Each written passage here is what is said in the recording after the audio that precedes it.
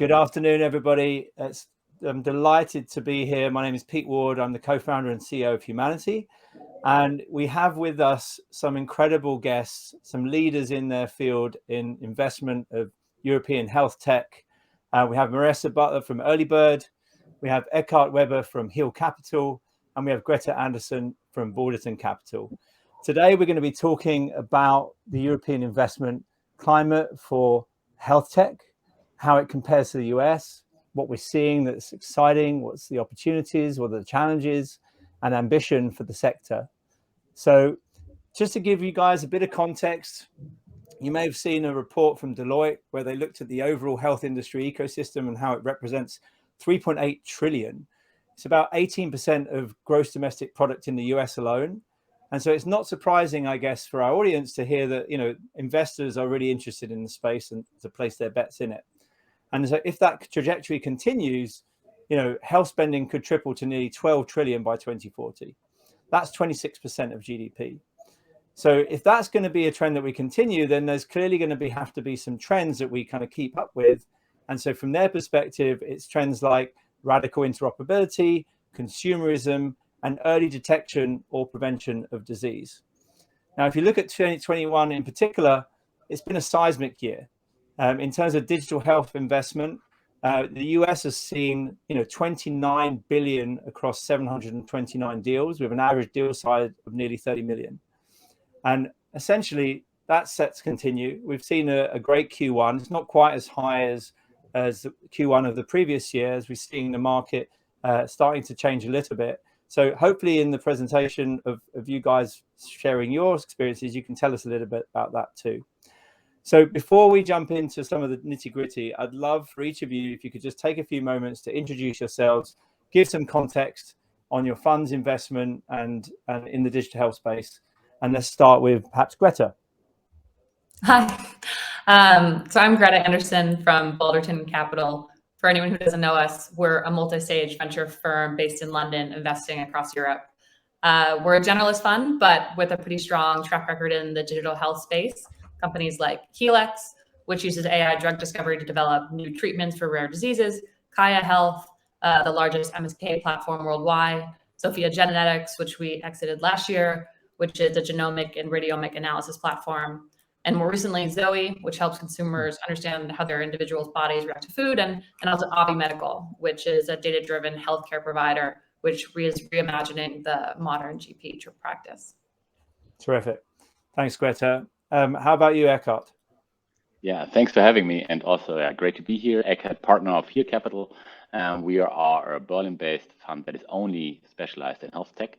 So we're just entering that space. We are fairly new still, started 2020, have invested 11 times by now. Avi Medical is also in our portfolio, and we very much believe in the opportunity in that space from a business perspective, but also from a mission perspective in how it can improve all our lives. And I guess we believe really in large-scale platforms that can be built throughout Europe. And that's Heal Capital. Fantastic. Thank you, Eckhart. And last but not least, Marissa. Yes, hi, thanks for having me. My name is Marisa. I'm part of the Earlybird team in the Digital West Fund. And we at Earlybird actually have two different funds that invest in digital health. The first one is our health fund, and they invest more in, I would say, very regulated topics. They also do investments in medtech, biopharma, diagnostics. So the team has a very deep expertise in the field with backgrounds from synthetic biology, biophysics, etc. And their portfolio companies include companies like Innovo by Atlantic Therapeutics, Eisler Medical, Noskendo, but also from the digital health space, Oviva, which some of you might be familiar with. In our Digital West Fund, the fund that I'm part of, we look at digital health investments more from a digital product angle. So we're more interested in topics such as consumer health, healthcare marketplaces, B2B SaaS in healthcare. This one of our investments is, for example, Made. So Meds at your doorstep. They deliver medicine to your doorstep, as the name indicates. Fantastic. So as you can see, folks, there's a lot of experience around the virtual table here. So let's dig in. I mean, just to set again a bit more of the scene that plays to your guys' sort of area of focus. I mean, again, in the US, since we're focused on Europe, it's been an incredible year, 2021. 4 of the 5 largest deals in the last 10 years took place last year. You had Noom at $540 million, Ro, Mindbody, and Commure, all $500 million each. Now, I know that's more at the scale up end of the market, but it's clear to see that there's been a huge amount of activity happening. Can you guys each just touch on what you've seen in 2021 that really excited you, that from a European perspective, whether you guys are involved in that, and just give some of your sort of highlights. And let's start with you, Marisa. Yeah, sure. So I think one thing that excited me is that, as you said, in the US, we had a lot of mega rounds, many later stage rounds, but I feel like that the market in the European ecosystem is also maturing. So we also saw more and more later stage rounds. We saw some of these mega rounds as well, like, for example, Krü or Babylon in the telehealth space, or Aura from the Nordics. So I think that's definitely a great sign for the European market that we're also getting later stage capital. In Europe. I do love the adverts of Aura when I see them on Instagram. It makes me always want to download the apps. Definitely. Right. So you think we're not far behind then, and a lot of good activity coming from what you've seen? Yeah, I think we're definitely catching up at least. Yeah. Long may that continue. Eckhard, how about you? Yeah, I would fully agree. I think 2021 was exceptional. It was almost crazy, and great in that perspective. I guess we've seen maturity, as mentioned, I guess, in health tech in Europe. Though, of course, in absolute numbers, we are still far behind the US. I think that's not comparable what we do here in Europe. But the growth numbers were, as far as I know, even higher. What I would mention, though, is, 2 things from 2022, just giving an outlook. On the one hand, I think very positively, we have Doctolib doing like a 600 million round, which I think is outstanding and shows clearly the potential with like 5 billion plus valuation. On the other hand, I guess some, let's say, early signs of a dip or a VC winter. Right, so I guess long term, even midterm, I'm extremely bullish on healthcare and health tech in Europe. Short term, I think we still have to figure out what's happening. Yeah, and so Greta, perhaps when you answer that question, maybe take us from both what you've seen that's exciting in 2021, but also to play on that point, how you see things changing in 2022, and if you see both a positive and concerning side. Yeah, absolutely. I guess what I would add to 2021, and overall a very positive performance. I think something else that was really interesting and exciting was just kind of the geographic breadth of the sort of mega rounds that were announced. You mentioned Krü in Sweden, BitBio in the UK, also rounds in Portugal, in Germany. And I think that's really encouraging. And then I guess turning into 2022, you have, I think you mentioned kind of the early figures in Q1, and you have to imagine that most of those rounds were also done last year, so maybe more indicative of the fundraising environment at that time. And then speaking about current market conditions, obviously in the public markets, healthcare is some of the worst hit sector. But I think a more positive view or angle is that health tech does tend to attract more patient capital, and hopefully that can buoy both the public and the private markets kind of in the current price action. And so how has that affected, for example, your strategy, Marisa, and the fund strategy in that context? Are you focused on patient capital and looking at the sort of 5-10 year mission flow, or has it changed what you do on a day-to-day basis now? So I think the overall environment that we're seeing at the moment, of course, is kind of trickling down into early stage funds. And I think from what I've heard from other funds and also internally, I think it definitely affects you in your way of thinking about your own fund dynamics, about how your investments will be able to get follow-on funding, etc. Because I think especially for these growth investors that are kind of investing maybe in public markets and private markets, of course, they're now at a very, very, in a very difficult situation in that sense. I think there are funds that are now kind of becoming more and more slow and kind of wanting to slow down in their investments. I also think there are other funds that kind of want to use this environment to get into good deals at a lower price. So I think you definitely see it going both ways. Yeah. I mean, there's not to cut in, but I no, think go ahead. if history says anything, some of the greatest fund vintages were born in kind of periods of recession, and not that this is necessarily a recession, but that funds that were less active last year and now have quite a lot of dry powder to deploy, they're maybe in a strong position. Yeah, totally. I mean, that's the thing, right? There's a huge amount of capital that has been allocated now to be deployed.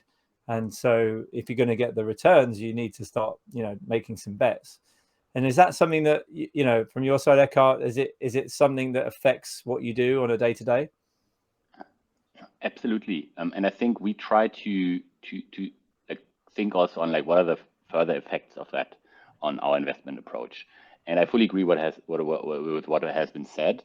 I would say, though, the question is what's the reason for, let's say, those vintages being so good, right? In the end, I think, is it because the environment was, let's say, more attractive to investors, or is it because the focus was, again, on, I guess, what we really should be looking for, right? And I think what has been financed the last 12, 24 months, especially, I think, was often something that probably has not delivered the sustainability of a venture investment that we look for, right? That didn't bring enough network effects, modes, margins that I think you can have long term. And I think this is something that we are looking a lot more closely at. I think just like those FOMO deals and YOLO into, I don't know, a party round, I think that's gone, right? I think we clearly look for pricing power, for network effects. Just, I think, what are the greatest business built on? And I think if we find those, and I guess we will find them in this market, maybe access to talent gets easier. I think then we can definitely have great vintages being built in 2022. Yeah, and so to sort of build on that, let's talk a little bit about valuations, because again, last year, the sort of particularly in the seed, Series A and Series B, early stage of digital health, valuations were pushed up quite significantly. With the average deal size increasing by 38% to 18 million in that category. That's clear that we're seeing some trends change in that. But are you guys seeing a difference in sort of the range that you're looking to invest in, and how can you talk to that? Maybe Greta, if you start with that. Sure. I mean, I wish I knew exactly how 2022 would play out, but I mean, there is no question that the funding market has changed since last year. I mean, anecdotally, I think what we're seeing is that while the top performing or most disruptive businesses continue to be very competitive rounds, other businesses which have good metrics, but that would have had no problems raising last year, are having longer processes, extended due diligence, and in some cases having to reduce their round size, which is obviously an ideal in a process that's all about momentum. And I think the advice that we're giving our portfolio companies is to let competition bump up round sizes rather than going out with sometimes too aspirationally large rounds. Yeah, Marissa, what's your view? Yeah, I definitely agree. And I think it's not necessarily negative, right? Sometimes it's good not to make these investment decisions in a super rushed process where okay, you have to make this decision within days. Sometimes it's good that now the environment is slowing down a bit and that you can really focus on the investments that fit your strategy, that fit your fund, and you can really take the time to look at it. So I think, it definitely has more than one side. No, totally. Eckhart, do you have anything to add? Yeah, I think I would build on Greta's point. I think what we see is like this, maybe you can call it flight to quality, right? I think really doing, and that's also the other point that was mentioned in terms of due diligence, just like taking the time, really figuring out, is that just the best company in the market? And then I think there can be additional FOMO, and you have to be fast, and then the valuation stays high, right? But on the other hand, I think in the broader market, I would expect the general valuations to decline. Makes me a little bit happy with a 100 million euro fund. Like A rounds usually got a little bit too large for us. We sometimes took part anyway. I think if we have a chance of leading like a, I don't know, 8 to 10 million A round at some point again, would make me happy. Yeah, no, it's interesting to see how the sort of ranges are starting to change, and where you used to see maybe even twice the height of the range is sort of starting to come back to what it was about a year earlier. So let's talk a little bit about like sector focus within digital health. So, you mentioned a few examples each in your portfolios, but each of you will probably have a slightly different thesis on health, and that will be born out of where you guys see the real opportunities. So why don't we kind of delve into that a little bit more? And maybe Marisa, if you want to kick us off on that, what sort of the key kind of like areas that you think are super exciting and is what Earlybird are focusing on investing in? Yeah. So I think there are many different areas that we're super interested in. I can speak for the Digital West Fund now more than for our health fund. But I think in general, we are looking a lot at things around efficiency increases, making the current systems better. So remote monitoring or kind of these solutions that will help the currently overloaded at the rest of their capacity kind of system that will kind of align the incentives of everyone involved, because I think this is something that we look for a lot in the health space, since you have so many different involved parties. You have the payer, you have the provider, you have the patient. So I think for us, what we really look for is to kind of improve things, but in a way that the incentives are aligned, because we think that only with this something can become really, really big. So this is definitely something that we look at a lot. I think what we also like a lot are the things that go a bit more into the wellness and fitness space, just because it's something that we as a fund know better as well, and the really like deep technical health topics lie more with our health fund. But yeah, I think that's definitely something that we like. How about you, Greta? Is that similar to, for Balderton and what you guys find exciting, or do you have a different thesis? No, I mean, there's certainly a lot of overlap. I mean, I think the type of businesses that we're excited about, and some of this is kind of always true, but maybe the applications and are different. Companies that so maybe greater access. So sort of delivering clinical treatment digitally via apps at lower costs, or to patients with restricted access to in-person treatments. Safer applications, particularly, for example, something that I think is really interesting is combination drug and digital therapies. For example, to help patients manage clinical pain while reducing the risk of opioid abuse. And then kind of, as always, early diagnosis leading to better outcomes, specifically in remote monitoring solutions for inpatient or outpatient settings, or bringing the lab to the home through new at-home testing options. That's really good, really helpful. And Eckhart, is that, I mean, given you guys are solely focused on health, do you have a broader remit of areas that you find particularly interesting to invest in? Yeah, so I guess we would invest in everything that has been said. But how do we look at the market I think there are three core areas, right? And I think we're always driven by this view of I don't know, platform potential. I think first areas is competing with the incumbents. So really, and then vertically integrating something that you can end-to-end deliver to the consumer or patient, right? And I think there I would definitely put something like Formal Skin, our latest investment that is doing that in acne, or Avi Medical, for example, like really building own practices and delivering service end-to-end, but very, very tech-enabled, or even primarily a tech company. The second bucket for us is enabling the incumbent. So I think the overall landscape of all the solutions that help the provider, pharma, or any other stakeholder, and there are a lot, as we know, in healthcare, to actually make the switch and shift to digital first, I guess, business. And the third one is rather like deep tech innovation, especially like in life science, AI for drug discovery and stuff like that. And maybe just to go one layer deeper, what we currently like, especially in the enabling the existing ecosystem, is, I guess, B2B SaaS solutions towards pharma. I think is a lot untapped potential, either on the R&D or on the commercial side. And with pharma, I think compared to the provider landscape in Europe, you have a well-capitalized payer, and infrastructure solutions. I think our European healthcare ecosystem is still lacking infrastructure, which has been built in the US for a couple of years. And I think it would be great if you're like have a, I don't know, UK company that could just say, and now I just roll it out all over Europe because in each country I have all the requirements I need for that. But that's a little bit how we look at the market, especially in 22. Got it. And is it fair to say, good to get your guys' perspective, and feel free to chime in on this, whoever feels strongly about it.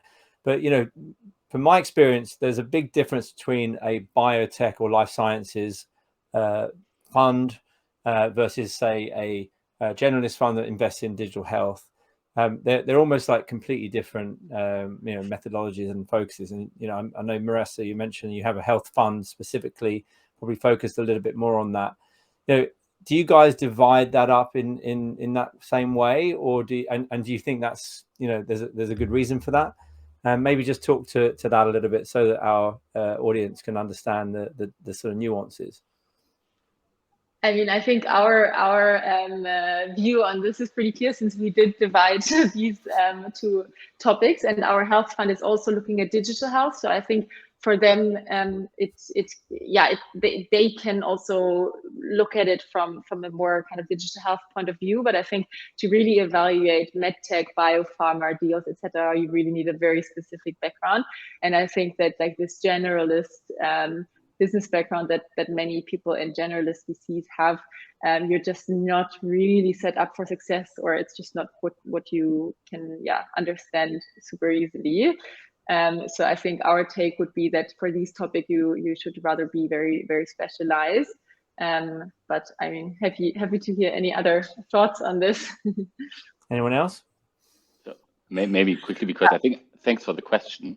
Our fund was built on the thesis, right? So we really believe there needs to be a conversion of both. And we have had, like, in all our team experiences in either side. And both, we felt either side is lacking maybe some part of the other. I think like you can cover that. Anyway, that's why I believe you really have to at least also partially have someone on your cap table that actually has both sides and maybe understands both sides. And then I think depending on where you develop, you probably need a life science specialist or a generalist tech fund specialist, because I mean, we won't be the best to drive your customer acquisition channel through Google ads, but I guess we can really, I don't know, see value maybe where other funds struggle a little bit on either side. Anyway, that's why we feel it's definitely necessary to have that. And Greta, Balderton doesn't have a health fund per se, right? No, so we're a single fund, well, our early stage and our growth stage funds, but both are generalist funds. I mean, I think that we hold every deal under kind of the same level of scrutiny, which is that we want to be we typically, we really only lead investments, typically take a board seat, very actively involved in all the businesses that we invest in. And I think we only invest in businesses where we feel like we have the time and the understanding kind of to be the as helpful as investors as we want to be. And kind of that's how we judge which businesses kind of fall out of that scope on a deal by deal basis. Great. So let's shift gears a little bit. I read a recent blog from one of the partners in Andreessen Horowitz, which I found very interesting, because it's very much talking about how startups in the health, in particularly the health space, can like improve their go-to-market strategy. And what they said is that we're witnessing a revolution in digital health companies that are distributing products in different ways. Some of you guys mentioned this, direct to consumer is one way, or just like how do we join up all the dots through the different whether it be the patient, the payer, or the different elements of the ecosystem. And what they actually said is that they see new go-to-market playbooks. One they actually call a bit of a tongue twister, not B2B to C, but B2C to B, i.e. bottom-up sales. And it acknowledges this shift in consumer preferences for virtual first experiences. I just wanted to get your guys' perspective on this. Is this something that you guys are seeing? Do you think this is like Andreessen trying to make the market that doesn't yet exist, or is this actually the new way of distribution? Who wants to take that? I can go. Go ahead. Or I was going to say, I mean, on the B to C to B side, if I said that right. I mean, I think one big tailwind for that is if you look at kind of the employee benefit space, and I think in the continued push to retain and to attract employers, and just there a general kind of expansion in higher emphasis on kind of really inclusive and more generous benefits that kind of lends itself well for that type of model. And you spoke about the U.S. I mean, I think the U.S. is definitely a bit more advanced in some areas of this, just in terms of what employees are demanding. For example, in sort of the fertility and family planning space. In the U.S. last year, there were a bunch of growth stage rounds for companies like Carrot Fertility and Kindbody. And in Europe, the landscape is considerably more early, but at the same time, I think you're starting to see some of those expectations coming across the pond, maybe starting with kind of the largest employers who have employees in both places, but would expect those companies to mature as pressure increases here on the employer side, on the employee side, which kind of lends itself well for a bottoms up sales approach. That's a great example. Eckhart, you had a point to make. Yeah, actually, just on that one briefly, like I'm still wondering how that turns out in Europe.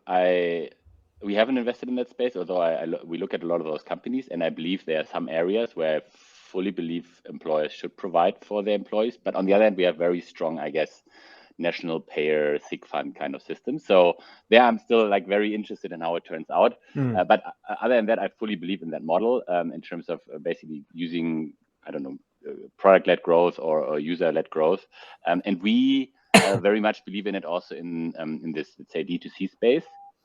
And what do I mean by that is, I think we never had convenience in healthcare, right? It felt always like a struggle to get to the right doctor and get to the right treatment. And I believe there are a lot of great online solutions, virtual solutions that provide the first step. And there's an openness to pay for that out of pocket if the convenience is just a lot better. But at some point, I think that that reaches a ceiling. And when it does, I think you need to go back into part of the system where there's a lot more value. And that's either the payer side, so insurances, or employers. And at the moment, I very much believe in the payer side. If you have the data, and then I think you can tap in those value pools. And I actually really hope also that the employer will catch up on at least a couple of the things that are very related to everyday work life. Right. Yeah, I think it's very interesting because I feel like we're still lagging behind on the B2C part. So already thinking now about the B2C2B is kind of jumping ahead a step. But yeah, I agree with Eckhart. I'm very curious to see how the whole, how all of this will turn out in Europe, because I think that the whole healthcare provided by the employer is definitely not that far in Europe, or not as far as it is in the US. And I'm very curious to see if this will really become an employer game, kind of thinking about employees' fertility or health benefits, etc. So I'm very, very curious as well, I have to say. Yeah, and just to add to that, from my experience, I mean, what we're starting to see, I think, is a lot more consumer grade experiences that, like Calm is a great example, where they've clearly hit a sort of scale where a lot of people are happy to pay a subscription for a service. And then now they're going into businesses to say, well, look, we've proven that this can help reduce stress, improve mental well-being amongst people that are paying for it in the mass market. Why not introduce a scheme for your team where this is something that you can offer as a benefit? And so I think we're seeing more and more examples of that and seeing that go to scale. I do think that it's very interesting, the dichotomy between the US and Europe, because, of course, we do have healthcare systems that are typically paid for by the taxpayer, where we expect a lot of things for free. And so how will that affect, both the expectation of people paying for stuff out of pocket generally, but also, how much value add can companies or the healthcare systems bring? And so I'll use that as a bit of a segue into, talking about, the healthcare systems in Europe and how to parlay with them from the digital health innovation space. So a lot of the focus in healthcare systems, of course, historically has been, really sick care, looking at how we can, improve outcomes for people that are already chronically sick, and extending that sick time of your life, less so in prevention and personalized health. Maybe talk a little bit about, what you guys are seeing at the coalface that really excites you in the sort of preventative and personalized sort of health space. Who would like to go first in that? I have some insights. I can just start and you guys jump in whenever you want.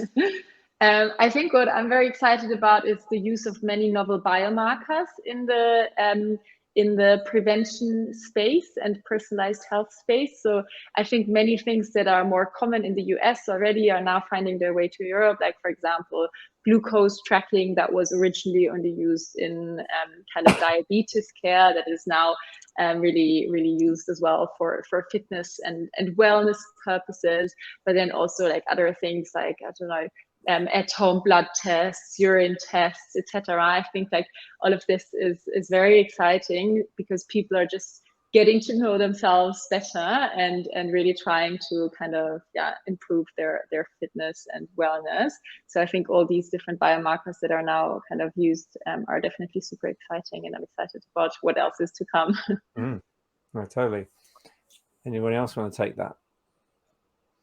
I mean, on the fitness side and sort of the personalized services space, I think one of the most fascinating deals to me last year was Lena's eHealth out of Copenhagen, which raised a 60 million Series A after only having ever raised like a small angel round the prior year. And Lena's provides a platform for health and fitness professionals to sort of power their business. So it kind of checks another key trend of 2021, which is the creator economy. And while it's not so novel that you have a platform that allows you to disperse advice to and run your business to several clients. What's interesting is that through automation, they're able to sort of deliver orders of magnitude more efficiency and sort of the numbers of clients that these professionals are able to serve without compromising on quality is pretty extraordinary. Obviously, on the earnings side, for the professionals and for Lena's, it's also extremely attractive, and it also means that there's almost no incentive to circumnavigate the platform, because as we see with so many other types of marketplaces. No, that's a great example. And Eckhart, what are you seeing? So rather back to more like preventative care or prevention in general, and so I fully believe in novel biomarkers. I think from an investment perspective, I currently struggle a little bit with the real use cases and their scalability. There are a lot of testing companies, a lot of data points gathered, but our feeling is they are either just for very niche groups, like the quantified self people that, let's say, optimize everything, or they are not yet taken into account for real long-term lifestyle changes. And I think this has to figure out. Either it's a consumer product, and then it's, I don't know, maybe rather wellness or fitness related, then it might be easier, or it's a healthcare product, but then we really have to understand how to positively impact, I don't know, the progression of diabetes or anything like that. So I think like just to say, well, now we're going to change everything from a sick care system to a healthcare or like preventative healthcare system, I'm a little bit more pessimistic. That there is like a long-term possibility and potential there, absolutely. I think though with any investment that we would do in that space, you really have to figure out what's actually the, I don't know, KPIs you believe you can hit in the next 3 to 5 years to build this long-term vision. And there I'm a little bit unclear at the moment. Yeah, no, it's interesting. Yeah, Go ahead. Marissa brought up CGM specifically, and I think in that instance, you see kind of the first generations of platforms, super sapiens, going after the super athletes with doesn't really do anything to help you interpret the data, because it basically needs to be calibrated by someone else. And then the second iteration, levels vary, who then try to make it digestible and actionable for someone else. And so I guess you have to hope at least that we're going sort of more in that direction, even though. Yeah, I think you're right. I think just on that particular topic alone, we see a lot of tools that are almost designed for, I don't know, the extreme biohacker or the person who is, in a very small niche of people that, yes, you can maybe find 25,000 people like that, but how predictive is the data going to be in terms of guidance if you're not really getting that to the mainstream, and actually more importantly, how impactful is that to society? I mean, in the UK, I don't know what it's like in Germany. As a comparison, because we have you guys in sitting in Berlin and Munich, but only 5% of the National Health Service budget is focused on prevention. But the government has made a sort of a bunch of announcements that they really believe in investing more in preventative health, but they're kind of looking for innovators to show them what can be what resources can be deployed towards that.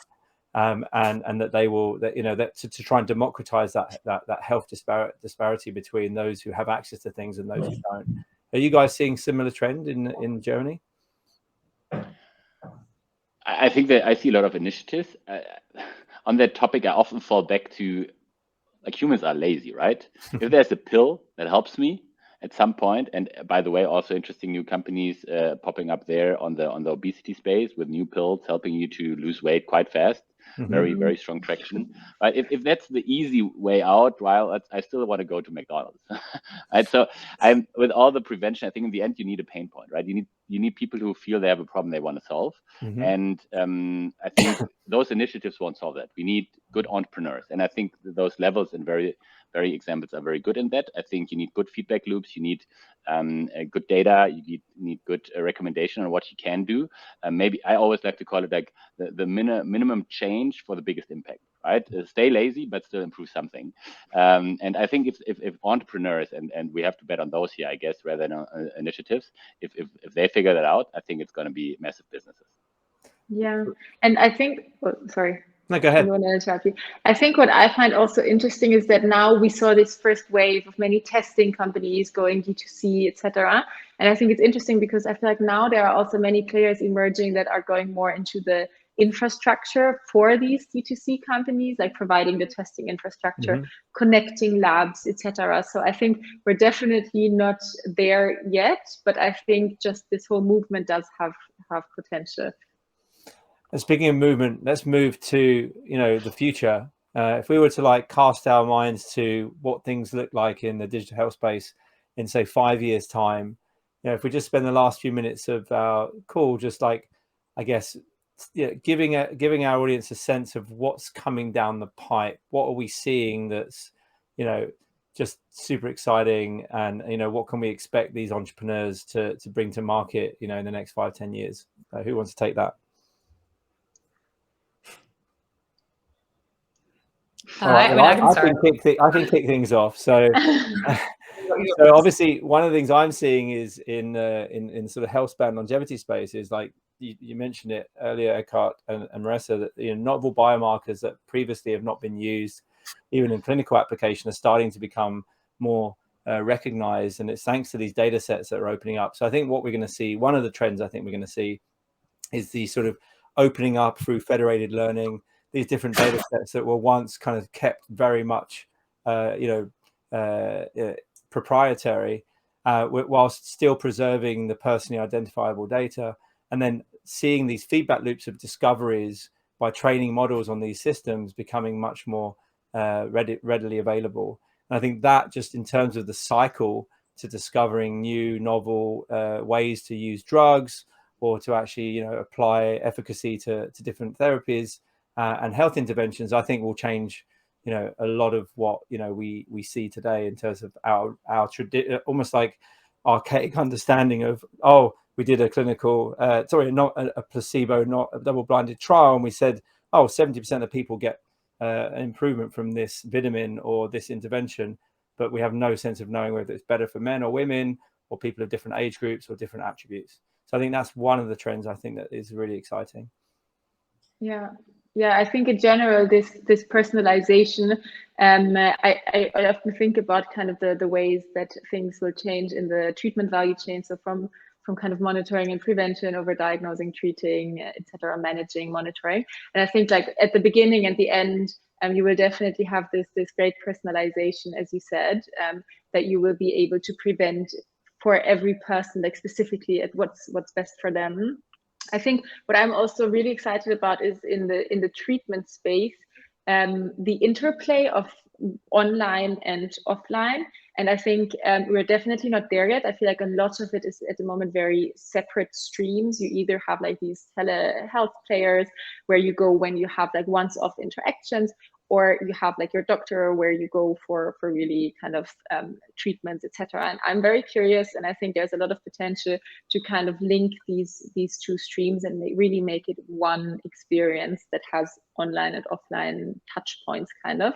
So I think that's definitely something that I'm super excited about. And I think that also like IoT, automatic measuring of vitals, etc., will definitely also play like a key role in it. So yeah, very excited about that. You almost sound like the radio presenter I heard this morning talking about hybrid working in offices. You know, it's this new world of like some people go into the office, some people stay at home. Also, something I'm excited about. Yeah, indeed. Eckhart, how about you? Sorry. I think what you mentioned, I think longevity has, I'm not sure if in 5 or 10 years, I think it's a very interesting, area that I think nobody in the actual healthcare landscape has yet picked up on. But one other, I think, thing I would mention is I believe there's going to be some game changers coming our way. And one that I think people often don't look for because we look at technology and innovation, I think is the almost like collapse potential of healthcare systems in Europe. We just don't have the physicians anymore. We just don't have the caregivers anymore. And therefore, I think there will be strong regulatory drivers for more efficiency that can be real interesting opportunities for entrepreneurs and us investors. And therefore, I'd say very much would be looking into companies that have real efficiency gains and not basically, okay, now you have a video call before you still go to the doctor, right? That doesn't help. It actually creates 2, I think, visits in the end. Or we have, I think, let's say, too many therapists working on low level, let's say, well-being topics, but then they're missing on the, let's say, crucial cases that really need support. I think we really have to find those big game-changing solutions that help tackle that, I guess, landslide we might have in terms of healthcare system stability in the future. Awesome, that was really insightful. And Greta, sorry to cut you off. You had something to share on your side. We spoke earlier about interoperability in consumer gadgets and the proliferation of all these testing solutions, and something that I hope is that all of these will come together either in a platform or what I'm actually more interested is maybe in your GP. And I think if you give GPs the infrastructure and the platforms to I guess prescribe or to order these types of testing and then give you kind of a better, more holistic view of yourself. And I think that some of that is predicated on the idea of behind our investment in Avi Medical, which is that consumers are going to expect sort of the higher level of digitization and automation in their GPs in order to go back. And just like a frustration with the cumbersomeness and inefficientness of kind of the older models. And I really like to imagine a world where sort of that is the outcome. And hopefully we can change the generational culture of believing that what the GP says is gospel. I had my wife just said that there was a friend of hers who the doctor said that she should stop teaching her another language because she's not able to say a certain number of words. And I was thinking, how has a doctor got the expertise to be able to make an assessment based on a child's ability to speak another language after such a young age? And the problem is that then suddenly you stop doing anything that was, like that, just because someone of authority, said that. Like, where's the data? Let's back that up with some kind of information that gives people an informed decision, so we can take control of our own health. So, okay, we've got time for one last question. I would like to sort of pose it, really something for the audience, which is, what's the most valuable sort of a bit of imparting advice that you could give to a fledgling entrepreneur or wannabe entrepreneur or frankly an entrepreneur who's like looking to contribute to this transformation in digital health and in our society? What sort of 1 or 2, 3 tips can you give them? So maybe just to kick it off, I guess looking at health tech, I would say really look if you want to build a venture funded company, right? I think that's the starting point. Then I think look what has been funded and where the landscape in like investors and entrepreneurs are looking at, because I think we see many startups that have great ideas, great solutions for either small markets or just that can't be scaled. Right? And those are great business, and we probably need those solutions, but they might not be for us as investors. And I think therefore the second point I would make is like whatever you pitch to people, I think like us in this room here, I think has to match our risk tolerance, which is very high. But in the end, I guess also therefore we want to build those, let's say, European champions that can really change healthcare for the better. That would be, I think, 2 aspects I would mention. Fantastic. That's some great tips there, Eckhart. Marissa, how about you? Yeah, I agree. So I would also give the recommendation to really think about what your sustainable competitive advantage could be in this space, because I think that there are a lot of companies that are doing very similar things, and you don't have any clear differentiator that will really be an advantage in the long run. And I think there are always these hot topics. And you see like 20 of them emerging in a year, and then the next year it's another topic. And I think I would really encourage people to think about what component of my product or what component of my business model is really unique. Is it data network effects, anything that really gives you a sustainable competitive advantage, because scaling will be difficult if you don't have that. Thank you so much, everybody, for taking the time for joining us this afternoon for the Giant Health European Tech Innovation Conference. Marissa from Earlybird, Eckhart from Heal Capital, and Greta from Balderton. You've been tremendous. Thank you so much for giving up so much of your precious time. With that, we'll bid you good afternoon. Thank you. Bye. Thank you. Yeah.